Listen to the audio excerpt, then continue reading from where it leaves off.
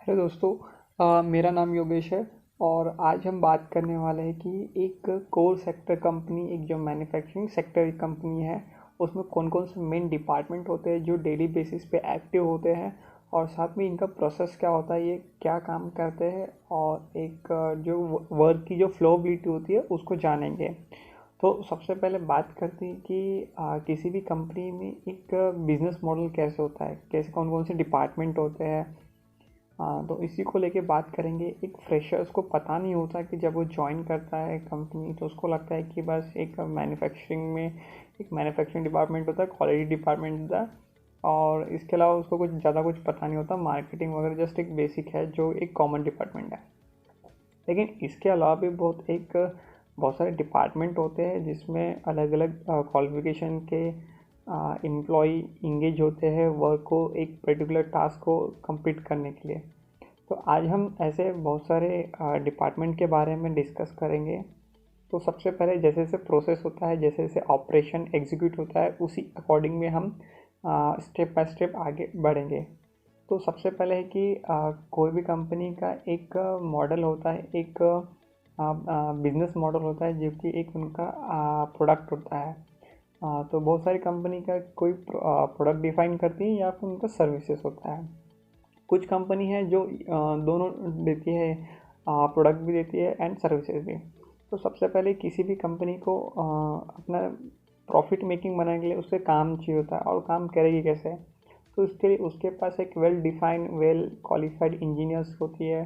तो सबसे पहले होता है मार्केटिंग टीम। तो मार्केटिंग ये कंपनी के लिए नए नए काम लेके आती है जिसको हम प्रोजेक्ट्स बोलते हैं।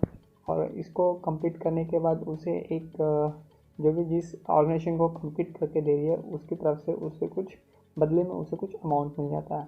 तो ऐसे ही स्ट्रैटेजी होती है। तो सबसे पहले बात करते हैं कि कौन कौन से डिपार्टमेंट होते हैं। तो सबसे पहला होता है मार्केटिंग डिपार्टमेंट, जो कंपनी में प्रोजेक्ट लेके आता है।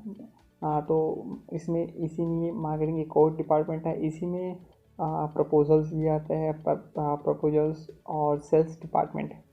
तो marketing department, sales department and proposal department लगभग सेम ही होता है। देन इसके बाद जब जो एक प्रोजेक्ट लेके आ जाता है, एक मार्केटिंग डिपार्टमेंट जो प्रोजेक्ट लेके आता है, वो जो भी डॉक्यूमेंट्स होता है, जो भी ये जो होता है टेंडरिंग करना होता है उसको गवर्नमेंट सेक्टर में। जैसे अगर कुछ गवर्नमेंट के कुछ टेंडर होते हैं तो गवर्नमेंट के जितने भी काम होते हैं वो टेंडर बेसिस पे ही होते हैं। तो उसके लिए उस टेंडर डॉक्यूमेंट को पढ़ना, रीड करना, उसके पूरा प्रोसेस प्लानिंग करना, उसका एक कॉस्ट एस्टिमेशन निकाल के उसमें कोट करना, और कोट करने के बाद फाइनलाइज होके उस प्रोजेक्ट को लेकर आना। ये जो पूरा जो काम होता है प्रोजेक्ट को एक कंपनी में लेके आने का, ये जो भी होता है वो मार्केटिंग डिपार्टमेंट का होता है। लेकिन इसके बाद जब प्रोजेक्ट आ जाता है तो उस प्रोजेक्ट को एग्जीक्यूशन के लिए, मतलब उस प्रोजेक्ट को कंप्लीट करने के लिए, वो जो भी प्रोजेक्ट है उसको प्रोजेक्ट डिपार्टमेंट को हैंड ओवर कर दिया जाता है। अब जो तो सेकंड इसमें डिपार्टमेंट वो हो गया प्रोजेक्ट डिपार्टमेंट। देन जो प्रोजेक्ट डिपार्टमेंट होता है वो प्रोजेक्ट एंड प्लानिंग डिपार्टमेंट जो होता है उसको प्लान करता है, उसको कैसे एग्जीक्यूट करना है वो पूरे कॉन्ट्रैक्ट पेपर को रीड करेगा। एक बार जब प्रोजेक्ट डिपार्टमेंट गो थ्रू हो जाता है पूरे कॉन्ट्रेक्चुअल डॉक्यूमेंट्स के थ्रू, जिसमें जितने भी टेक्निकल बिड्स होते हैं, कमर्शियल बिड्स होते हैं, जितने भी क्लॉजेस होते हैं, जितने भी क्वालिटी पैरामीटर होते हैं उसका प्रोजेक्ट को कंप्लीट करने के लिए, जितना भी जो टेक्निकल स्पेसिफिकेशन डिफाइन करता है वो पूरा गो थ्रू कर जाता है प्रोजेक्ट डिपार्टमेंट। और उसी के आधार पे वो अपनी एक टीम फॉर्म करता है जिसमें वेरियस डिपार्टमेंट के लोगों को वो इंगेज करता है अपनी टीम फॉर्म करने में, उस प्रोजेक्ट को एग्जीक्यूट करने के लिए। तो सबसे पहले जो जितना भी जो प्रोजेक्ट के जो पेपर्स होते हैं, जितना भी जो वो रीड करता है, उसके आधार पे वो डिज़ाइन डिपार्टमेंट को वो इनपुट देता है। तो यहाँ पे थर्ड जो डिपार्टमेंट वो इंगेज होता है वो प्रोसेस वाइज थर्ड डिपार्टमेंट जो होता है वो डिज़ाइन डिपार्टमेंट होता है, जो कि जो स्कोप ऑफ वर्क है, जो काम करना है एक्चुअल में, उसके वो स्कोप ऑफ वर्क को डिफाइन करके उसकी प्लानिंग करना, उसके जीए ड्राइंग्स बनाना, उसके लेआउट बनाना, उसके एक जनरल अरेंजमेंट करना कि कौन सा इक्विपमेंट कहाँ पे रहेगा। तो यहाँ पे बेसिक इंजीनियरिंग शुरू हो जाता है। तो यहाँ पे बेसिक इंजीनियरिंग के साथ साथ में यहाँ पे डिटेल इंजीनियरिंग भी शुरू हो जाता है, और इसके लिए यहाँ पे डिज़ाइन डिपार्टमेंट होता है। जैसे ही यहाँ पे डिज़ाइन इंजीनियरिंग कंप्लीट होता है तो जो डिज़ाइंस है वो मैन्युफैक्चरिंग डिपार्टमेंट को बोलो या प्रोडक्शन डिपार्टमेंट को शेयर कर देते हैं। तो प्रोडक्ट इसके बाद जो नेक्स्ट जो डिपार्टमेंट वो है प्रोडक्शन डिपार्टमेंट। तो प्रोडक्शन डिपार्टमेंट यहाँ पे जितने भी जो सेल्फ मैन्युफैक्चरिंग इक्विपमेंट है, यहाँ पे जो इक्विपमेंट है यहाँ पे दो पार्ट में डिफाइन होता है, क्योंकि एक जो कंपनी खुद की जो उसकी जो मास्टरी होती है, जो उसके जो खुद के सेल्फ मैन्युफैक्चरिंग आइटम्स है, तो वो उसको सेल्फ डिफाइन करता है, उसको सेल्फ मैन्युफैक्चरिंग भी करता है। और कुछ होते हैं जो प्रोडक्ट जो खुद जो नहीं बनाता है उसे वो आउटसोर्स करता है दूसरे कंपनी से। या फिर जो क्लाइंट की जो रिक्वायरमेंट होती है कि उसे अगर एग्जांपल कि उसे अगर एक लैपटॉप लेना है तो बोल सकता है कि जो डिस्प्ले उसको सैमसंग का चाहिए, कैमरा उसको सोनी का चाहिए। तो यहाँ पे ऐसे वो कस्टमाइजेशन कर सकता है कि हाँ भले ही सैमसंग भी बनाता है अपना कैमरा, लेकिन उसे उसे उस क्वालिटी प्रोडक्ट चाहिए, उसको सेम वही कॉन्फ़िगरेशन का चाहिए। तो यहाँ पे उसको कस्टमाइजेशन करना होता है, तो कुछ कुछ ऐसा भी होता है। तो इस वजह से उसे कुछ चीज़ों को आउटसोर्स भी करना पड़ता है। लेकिन जो सेल्फ मैन्युफैक्चरिंग होते हैं, तो जो डिज़ाइन डिपार्टमेंट जो ड्राइंग्स प्रोड्यूस किया है उसी ड्राइंग के बेसिस पे जो प्रोडक्शन डिपार्टमेंट तो अपने वो मैन्युफैक्चरिंग ड्राइंग बनाता है। और मैन्युफैक्चरिंग ड्राइंग बनाने के बाद जो भी उससे बिलिंग ऑफ मटेरियल जो निकलता है, जो उसको मटेरियल की रिक्वायरमेंट है उस चीज़ को बनाने के लिए उसके बाद वो जो डेटा है उसको वो स्टोर से वो इशू करने के लिए स्टोर डिपार्टमेंट में जाता है। यहाँ पे जो नेक्स्ट जो डिपार्टमेंट हुआ वो हो गया स्टोर डिपार्टमेंट। अगर स्टोर डिपार्टमेंट से इशू करने के बाद में अगर स्टोर डिपार्टमेंट से वो चीज़ें नहीं हो, या उसको भी अगर वो चीज़ें वो मटेरियल चाहिए होगा, तो वो क्या करता है, वो रिक्विजिशन करेगा प्रोक्योरमेंट डिपार्टमेंट को या फिर परचेस डिपार्टमेंट को। तो यहाँ पे नेक्स्ट जो डिपार्टमेंट आ गया वो है परचेस डिपार्टमेंट। तो परचेस डिपार्टमेंट ये ओवरऑल जितने भी प्रोजेक्ट्स होते हैं, प्रोजेक्ट्स की जो रिक्वायरमेंट है, जितने भी मटेरियल की रिक्वायरमेंट हो या पर्टिकुलर एक टास्क को कंप्लीट करने के लिए जितने भी एक्सटर्नल बोलो या फिर मटेरियल की जितनी भी रिक्वायरमेंट है, ये फुलफ़िल करने का काम प्रोक्योरमेंट डिपार्टमेंट का होता है। एक बार मटेरियल आ जाने के बाद प्रोडक्शन डिपार्टमेंट अपना काम शुरू कर देता है, और अपना काम कंप्लीट होने के जाने के बाद उसके बाद जो नया जो डिपार्टमेंट इंट्रोड्यूस होता है वो होता है क्वालिटी डिपार्टमेंट। तो क्वालिटी डिपार्टमेंट जो क्लाइंट की जो स्पेसिफिकेशन है उसके थ्रू वो क्वालिटी प्रॉपर क्वालिटी के साथ में वो मैन्युफैक्चरिंग हुआ ही है, तो उसके टेस्ट करेगा, वो कुछ क्वालिटी इंस्पेक्शन करेगा। और वहाँ पे अगर कुछ चीज़ें को अगर वो नोटिस करता है, उसके कुछ ऑब्जर्वेशन होते हैं, तो उसको फिर रीमेक के लिए होता है, या फिर उसमें उस क्वालिटी कंप्लायंस को करने के लिए तो प्रोडक्शन उसमें कुछ और इनिशिएटिव लेता है।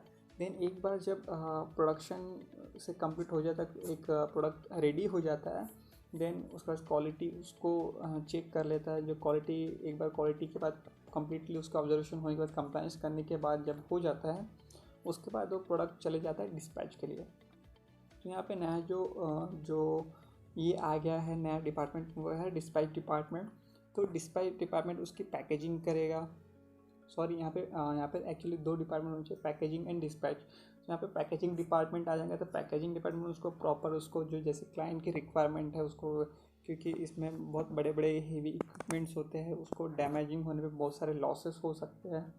तो ये सब चल के तहत उसको अच्छी पैकेजिंग करना होता है। इसके बाद में पैकेजिंग नोट बना देता है। पैकेजिंग नोट बनाने के बाद इसके बाद जो नया डिपार्टमेंट इंट्रोड्यूस होता है वो होता है फाइनेंस डिपार्टमेंट। किसी भी मटेरियल को क्लाइंट से या वेंडर से क्लाइंट के थ्रू पहुंचने के लिए बीच में जो ट्रांसपोर्टेशन होता है, उसके लिए बिलिंग की एक रिक्वायरमेंट होता है। बिना बिलिंग के किसी भी मटेरियल को डिस्पैच नहीं कर सकते हैं, क्योंकि ये एक गाइडलाइन होती है, गवर्नमेंट गाइडलाइन होती है। पैकेजिंग डिपार्टमेंट में जब एक बार जब उसकी पैकिंग नोट बन जाती है, तो वो पैकिंग नोट के साथ में उस चीज़ का फाइनेंस के थ्रू वो बिलिंग होता है। तो उस चीज़ का जो डिस्पैच वाला जो आइटम है, जो हमारा प्रोडक्ट है, उसका एक बिल होगा, उसका बिल बनेगा, और उस बिल के थ्रू उसको वो डिस्पैच कर देते हैं। तो यहाँ पे डिस्पैच अपना वो काम कर देता है। देन उसके बाद जब वो मटेरियल क्लाइंट के प्रीमाइसेस में पहुँच जाता है, उसके बाद में जब वो पहुँच जाता है, तो उसके बाद जो उसकी रिकवरी होती है, जो भी हमने जो मटेरियल को सप्लाई किया उसकी रिकवरी के उसका जितना भी पेमेंट है जो क्लाइंट से लेने हैं, उसके लिए फिर उसकी अकाउंटिंग के लिए अकाउंट डिपार्टमेंट होता है। तो यहाँ पे नेक्स्ट डिपार्टमेंट हो गया अकाउंट डिपार्टमेंट, जो उसकी जितने भी जो अकाउंटिंग है जितने भी उसको मैनेज करता है, साथ ही जो कि जितने भी ऑनगोइंग जो जो प्रोजेक्ट्स होते हैं या जितने भी जो एक्टिविटी जिसके लिए भी अमाउंट की ज़रूरत होती है, जितने भी फ़ंड की ज़रूरत होती है, इसका जो भी बैलेंस है ये अकाउंट डिपार्टमेंट मैनेज करता है। उसके बाद में जो नेक्स्ट डिपार्टमेंट जो हमने जो परचेज जो आउटसोर्स करते हैं, जो मटेरियल हम जो खुद नहीं बनाते हैं, जो आउटसोर्स किया जाता है उस मटेरियल को वो वेंडर बोलते हैं, जो कि हम किसी थर्ड पार्टी एजेंसी को देते हैं, उसको वेंडर कहा जाता है। तो उसके थ्रू वो सेम प्रोसीजर उसके लिए भी होता है,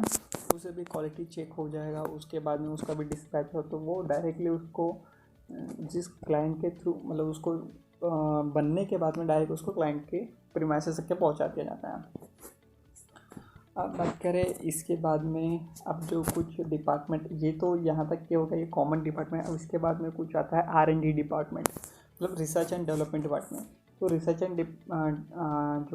एंड डेवलपमेंट डिपार्टमेंट, तो ये इंडिपेंडेंट डिपार्टमेंट होता है किसी भी ऑर्गेनाइजेशन में, क्योंकि जितने भी जो ऑनगोइंग जो एक्टिविटीज़ होती है किसी भी ऑर्गेनाइजेशन में, तो उसको और रिफ़ाइन करने के लिए, उसकी क्वालिटी को और रिफ़ाइन करने के लिए नए नए इनोवेटिव आइडियाज़ को वो कंपाइल करता है और एक न्यू स्ट्रेटजी प्लान करके, ताकि जितने भी वो बोलो कि जो भी वो एक्टिविटी को मिनिमल करने की कोशिश करता है, और एक अच्छा ऑब्जर्वेशन लेके वो जितने भी कॉस्ट कटिंग है इसको डिफ़ाइन करके, मतलब कुछ न्यू आइडियाज़ लेके वो चीज़ों को, तो R&D का बस यही काम होता है। देन उसके बाद में आ जाता है IT डिपार्टमेंट। IT डिपार्टमेंट का होता है कि जितने भी जो एम्प्लॉय काम करते हैं उस ऑर्गेनाइजेशन में, सबके पास अपना लैपटॉप होता है, PC होता है, टेलीकॉम होता है, वाईफाई होता है, इथरनेट होता है, तो ये सब प्रिंटर होते हैं। तो जितने भी ये जो डिवाइसेस है ये एक दूसरे से लिंक होते हैं, इसकी कनेक्टिविटी के लिए, इसके कम्युनिकेशन के लिए IT डिपार्टमेंट होता है, इसको रेगुलाइज करने के लिए, इसको मेंटेन करने के लिए। देन उसके बाद में होता है HR डिपार्टमेंट। जो HR डिपार्टमेंट होता है, जो कि जितने भी एम्प्लॉय है उसके वेलफेयर के लिए जितने भी जो एक्शंस लिए जाते हैं ये HR डिपार्टमेंट के थ्रू लिए जाते हैं। इसके बाद होता है एडमिनिस्ट्रेटिव डिपार्टमेंट, जो कि जितने भी कंपनी के जो भी रूल्स रेगुलेशन है ये एडमिनिस्ट्रेशन डिपार्टमेंट तय करता है। इसके बाद होता है सिक्योरिटी डिपार्टमेंट। कंपनी के जितने भी कंपनी के एसेट है, एसेट की एक सुरक्षा करने हेतु बोलो, या उसके एसेट की सिक्योरिटी पर्पज़ के लिए CISF होता है, या अलग अलग मतलब एजेंसी होती है जो कि अपने मैन पावर को सप्लाई करती है सिक्योरिटी पर्पज़ के लिए। देन इसके बाद में अब आ गया कि अब कौन सा डिपार्टमेंट छूट गया। हाँ, इसके बाद में हमने बोला कि एक सर्विस डिपार्टमेंट होता है। जितना भी प्रोडक्शन के टाइम में बोलो, या जो भी कंपनी में जितने भी कुछ अनवांटेड जो सरकमस्टेंसेस हो जाते हैं उसकी मेंटेनेंस के लिए बोले, या उसकी रिपेयरिंग के लिए सर्विस डिपार्टमेंट होता है या मेंटेनेंस डिपार्टमेंट होता है। तो इतने टाइप के डिपार्टमेंट होते हैं एक ऑर्गेनाइजेशन में। अब इसके अलावा और कुछ शायद डिपार्टमेंट भी बस मतलब जो मेजर है मैंने कवर कर दिए। अब इसमें से अब इसमें से जो सेंट्रल डिपार्टमेंट होता है किसी भी ऑर्गेनाइजेशन में, तो वो होता है प्रोजेक्ट डिपार्टमेंट। तो प्रोजेक्ट डिपार्टमेंट का काम ही होता है कि ये जितने भी डिपार्टमेंट जो होते हैं एक प्रोजेक्ट के जो एग्जीक्यूशन के लिए जो पार्टिसिपेट करते हैं, इन सभी डिपार्टमेंट को जो रेगुलेशन होता है, इन को जो गाइडलाइन प्रोवाइड करता है, उसका जो काम होता है वो प्रोजेक्ट डिपार्टमेंट का काम होता है। तो यहाँ पे जो की फैक्टर जो है यहाँ पे प्रोजेक्ट डिपार्टमेंट हो जाता है, क्योंकि इसी के इनिशिएटिव के बिना या इसके अप्राइजल के बिना कोई अपना काम नहीं करता है। तो जब तक कि कमांड नहीं मतलब प्रोजेक्ट डिपार्टमेंट कमांड नहीं करेगा किसी भी डिपार्टमेंट को, तब तक के कोई एक्शन प्लान नहीं होता है। देन इसके बाद में